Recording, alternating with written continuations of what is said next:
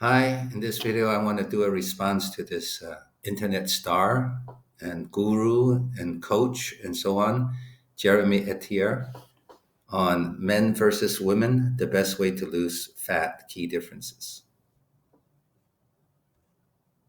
Men and women are physiologically quite different. We start out with different levels of muscle mass, store fat differently, and have drastically different hormonal profiles. So it only makes sense that our approach when it comes to fat loss should drastically differ as well, right? Well, this is a yes and no answer. Despite our physiological differences and despite what mainstream media may promote, the optimal approach to losing fat will actually be quite similar regardless of gender. But with that being said, for the best results, there are also key differences that should be implemented in each respective routine. And in this video, I'll discuss exactly what those gender differences are and how to implement them in your training and nutrition. Let's start with training. For the most part, the basic concepts of training for fat loss will be the same for both men and women.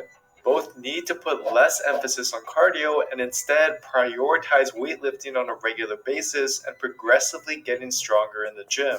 This will not only aid in the fat loss process, but will also prevent you from simply ending up skinny fat rather than well defined or toned with adequate muscle mass after all your weight loss and hard work.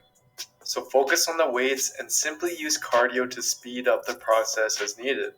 Now, as for the differences between how men and women should train, before diving into physiological differences, we need to first take into account gender specific goals and how they differ. For instance, most men typically want a big chest, broad shoulders, a wide back, and big arms, and therefore their training should reflect that. Well, at this time in my life, I just want to go back to age 31, where I was lighter. Um, I was just as strong as now, maybe stronger, but anyway, I was much lighter and thinner.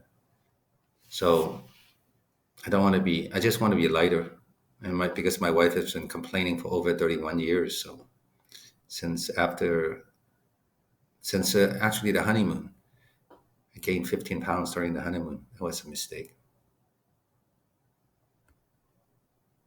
This by emphasizing movements that target these areas. Whereas the vast majority of women just don't really place growing their chest muscles, for example, as a priority, and instead simply want more muscle definition while often placing a priority on growing their glutes. Therefore, in this case, women with these goals in mind should prioritize and add more volume to movements that target these areas and compensate by slightly reducing their upper body volume, for example. But training goals aside, there are also various physiological differences that should be considered as well. Let's start with the differences in training volume and frequency.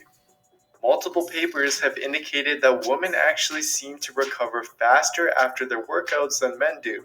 For instance, a 2010 paper from the International Journal of Sports Physiology and Performance found that after one set of bench press to failure, trained men needed 48 hours to recover and reestablish their baseline strength, whereas trained women only needed Hmm, 4 hours to do so, that's amazing. which is thought to be due to females having a better nutrient delivery to their muscles. So as a result, they don't experience as much muscle damage from a workout as men do and can thus recover faster between sessions. Which implies that females may be capable of doing slightly higher volume workouts compared to men, and are also able to work out each muscle more frequently throughout the week without experiencing symptoms of overtraining, which can be especially useful if there's certain. Now that makes sense because I've gone to 24-hour fitness and joined some of these